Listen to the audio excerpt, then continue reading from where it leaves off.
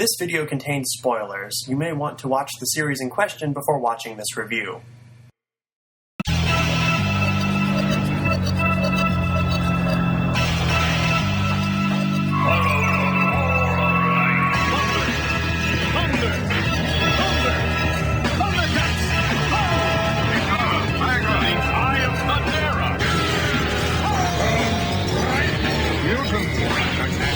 We've been breached! My plan is working perfectly.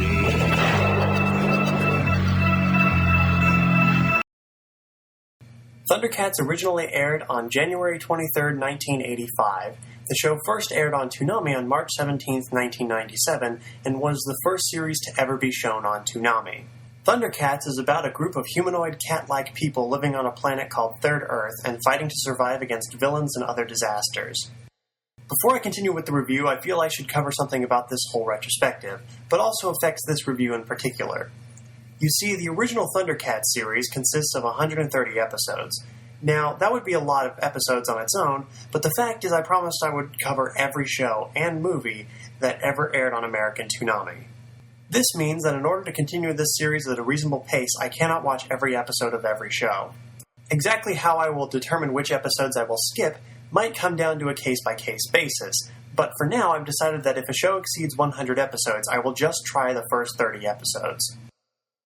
If I like it, I will continue that series, which will allow me to make a more complete review, but will take me a longer amount of time to actually get the review out. That, in turn, will make the process of getting to future reviews longer. If, however, I don't like the series, then I will make a review based on the first 30 episodes, then move on to the next review. I already know people are going to cry foul and say things such as, well, sometimes it takes a series a long time to get its bearings and feel out exactly what it can and can't do. And I agree, sometimes the creators of a series need to figure out what they can and can't do, and that requires using some early episodes to experiment on. You see, this process is nowadays usually called growing the beard. It basically means a show doesn't hit its stride until later on in its lifespan. In fact, the origin of this title, unsurprisingly, actually makes for a great example. Growing the beard is actually a reference to Star Trek The Next Generation. Most people, when watching the show for the first time, find the first season, about 24 episodes, were a little lackluster for their tastes. When Season 2 rolled around, Jonathan Frakes, the actor who played the character Commander Riker, showed up on set for the first day of shooting with a full beard, as opposed to the previous season, where he was clean-shaven. The showrunners liked the beard and let him keep it. This came at the exact time when most people thought the show was improving quite a bit. There are those that disagree, but everybody agrees that Season 3 was when it became a truly great show. So now we have the concept of growing the beard. Now, I try to do at least a little research when doing these reviews. If I see it's a common occurrence that people like the show later than 30 episodes into its lifespan, then I will either skip to that point or watch all the way up to that point. If I don't see anything like that, I'll just stick with the original 30-episode plan. Anyway, that's enough for now. Let's get on with the review. As I said before, the series is about a group of humanoid cat people called the Thundercats. They originate from a planet called Thundera, whose destruction they narrowly escaped from at the very beginning of the series. The Thundercats are now the last known Thunderians living, but they're pursued by the mutants, or Plundarians, from the planet Plundar. The mutants attack their ship, but the Thundercats are able to repel them somewhat easily. The problem is their navigation systems were damaged in the attack, and the nearest inhabitable planet is so far away that they would have to sleep in the stasis pods to survive the trip. This means one among the group will have to sacrifice themselves piloting the ship while the others sleep in the stasis pods. Guess which one sacrifices themselves? Is it A, the muscle-bound mechanic? B, the cat lady in the 80s workout video leotard? C, that guy? Or D, the scraggly old man that probably would have died on the trip anyway? If you guess D, you're correct. Yay! Remember, kids, if there's an old man character in your action-adventure series, keep in mind he's either going to die or turn evil. Anyway, so the old man, his name is Jaga, by the way, volunteers to pilot the ship toward their new home. The Thundercats take their collective stasis naps, and we cut to an undetermined amount of time later, where their ship crash lands on this new world.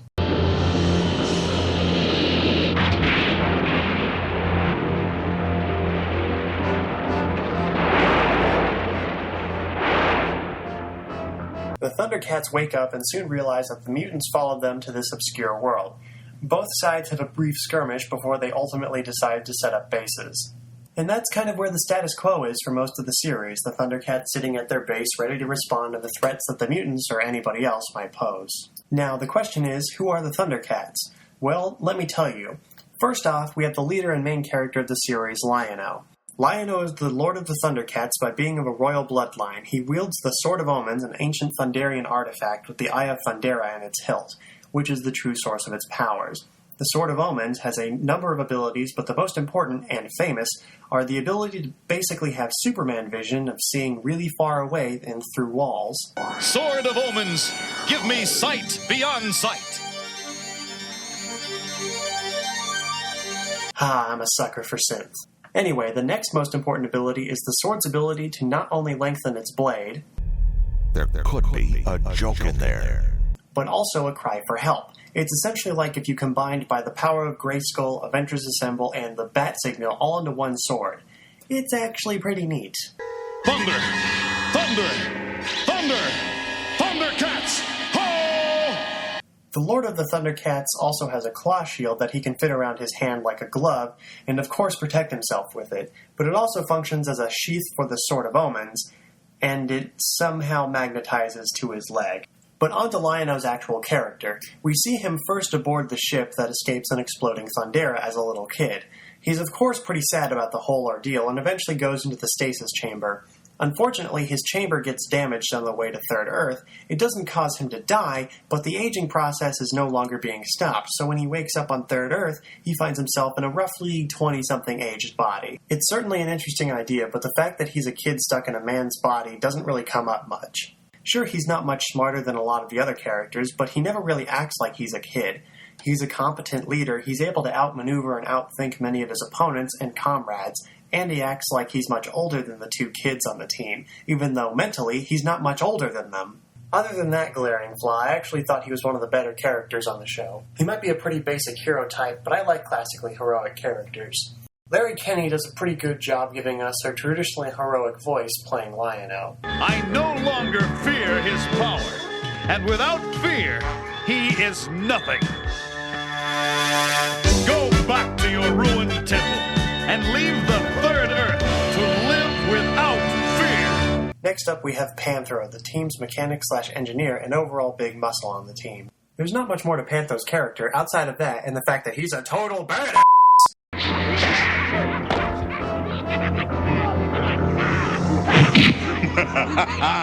If you guys were as mean as you are ugly, then maybe you'd be trouble. Earl Hyman, who you'll most recognize as playing Bill Cosby's father on The Cosby Show, plays Panthro, an experienced actor who certainly improves the overall quality of the show, practically just by being there. He gives us a great, deep, wise voice for Panthro. Moving on, we have Tigra. He generally uses a whip for combat purposes and has the ability to cloak himself from enemy sight.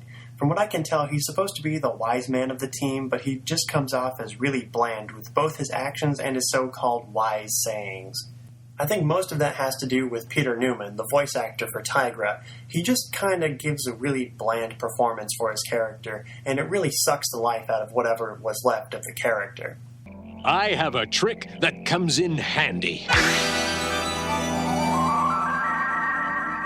Where are you? Invisible, Willa. That way I'll be able to slip into the moat.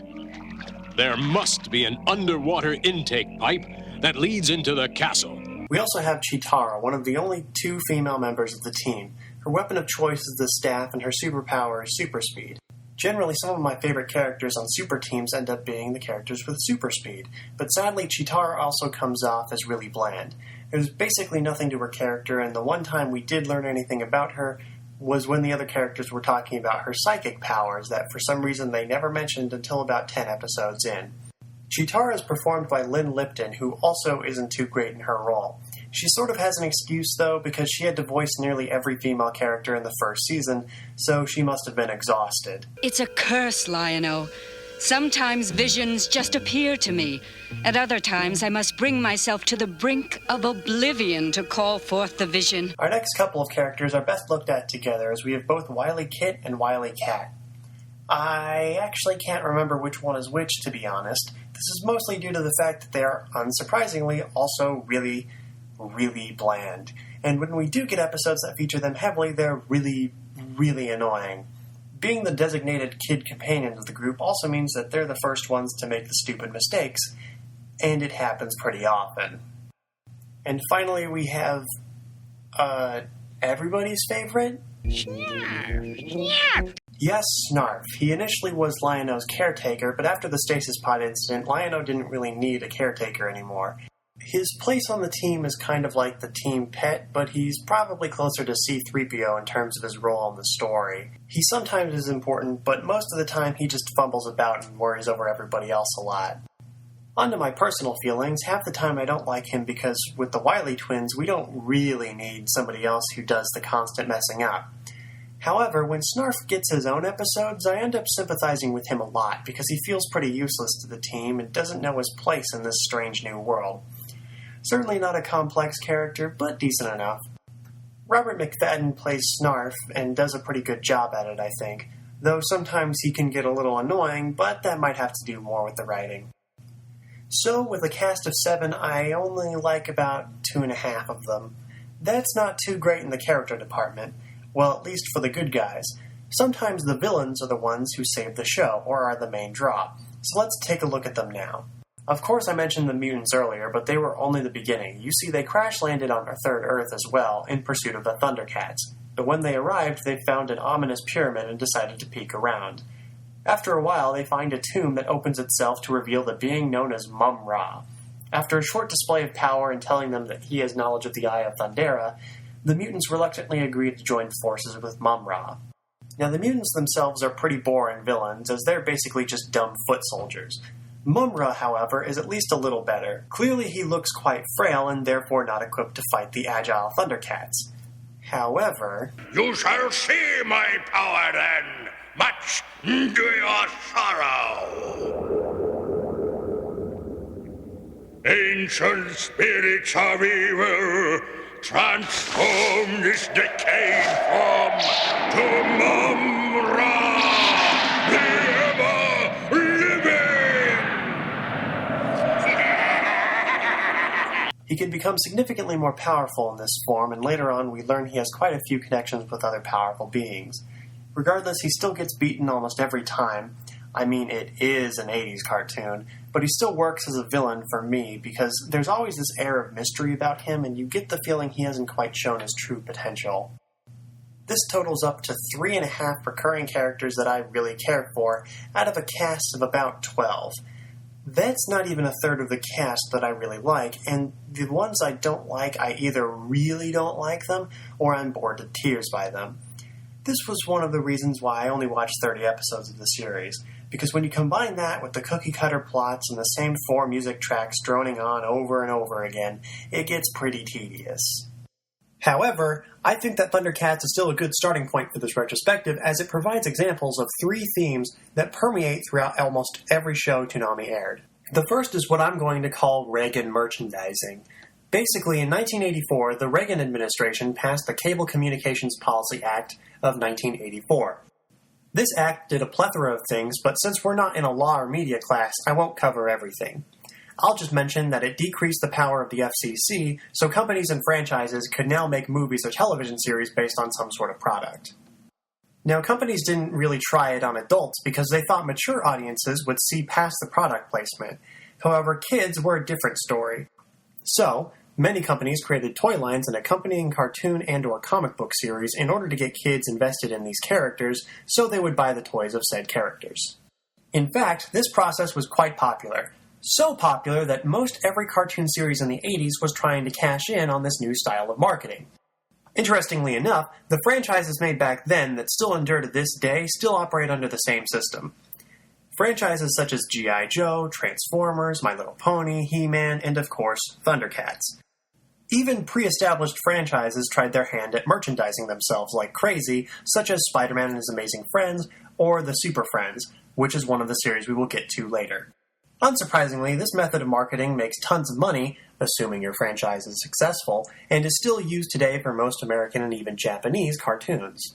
Now, some people bring up the potential problem that these companies were basically making brainwashed slaves driven to buy their products starting at a young age. And I will say the initial idea that many of the childhood heroes through the last couple generations were made solely to sell more products to the masses can be at least a little unsettling. Ultimately, though, I don't think this is the case because in 1986, the first Transformers movie was released. Within the first 20 or so minutes, most of the series cast was killed and replaced by many brand new characters the series' audience didn't know, and Hasbro, the company that owns Transformers, just expected people to blindly accept it and buy all the new toys. That was not how it turned out, as most people hated the new characters and wanted the old ones back, and by the time the showrunners did so, it was already too late and the series was cancelled, and it took the franchise 10 to 15 years in order to fully recover. Moving on to our next theme, we have what I call death and destroying, though some know it better as never say die. Basically, it's when writers want to say something like, oh no, they're going to be killed. But in the process of making the episode, they get censored and the phrase becomes, oh no, they're going to be destroyed. Generally, this is because various parents groups don't want their children to learn about death or what death is through cartoons. Personally, I think that the whole concept is silly. Death is a fact of the natural world. For every life, for every living being, there will also be a death. And hiding that from your kids isn't doing them any favors. As I think I established with the little story at the end of the last theme we talked about, kids aren't dumb. In fact, they're pretty smart. Sure, death might be scary to them, but death is scary for most people. There's no use in running from your fears. Anyway, to get us back on track to Thundercats, the series actually gives us examples of both using death and destroy, which I find particularly odd considering most of the time a series' producers will just choose whether they can just say killed or destroyed for the show's entire run. Last, but certainly not least, we have science versus magic. Now, almost every single series and movie aired in Toonami history will fall into the categories of science fiction, fantasy, or sci-fi fantasy. Even the more realistic series have at least minor sci-fi and or fantasy elements. These themes bring up many questions, such as, do we really need technology? Does technology do more harm to society than good? Is spirituality an outdated concept? Are there things that are not meant to be explained or discovered by humans? Is magic and science one and the same or different altogether? Again, let's take Thundercats as an example. After the Thundercats land on Third Earth and get the mutants out of their hair for a while, they start meeting with the natives of this world, and oh god!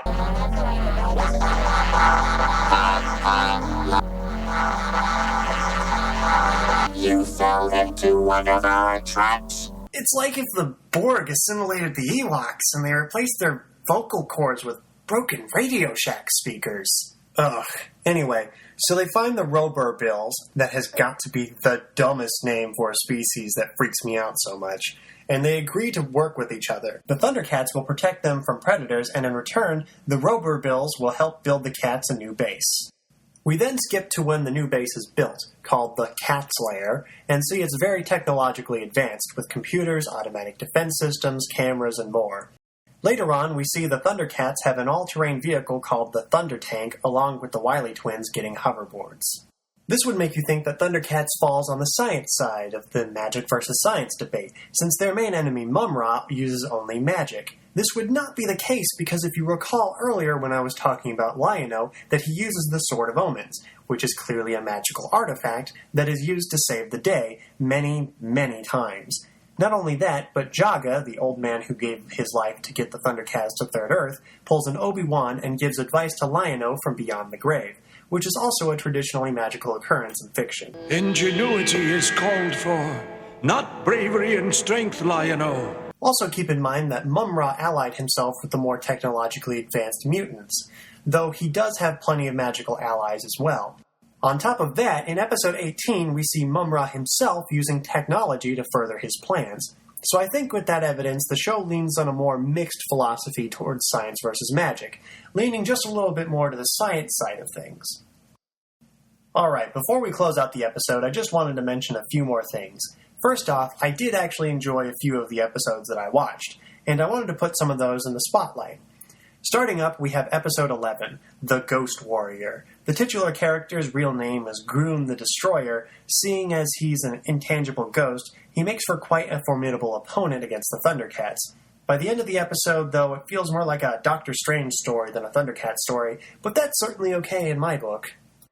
Next up, we have episode 21, Dr. Dome Tone.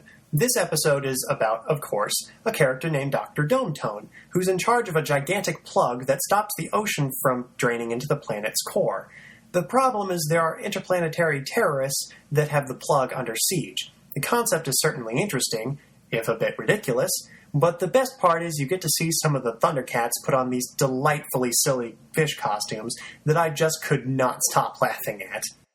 If you'll notice, both of these episodes don't feature Mumm-Ra or the mutants as the primary antagonists, despite the fact that they're the main villains of the series.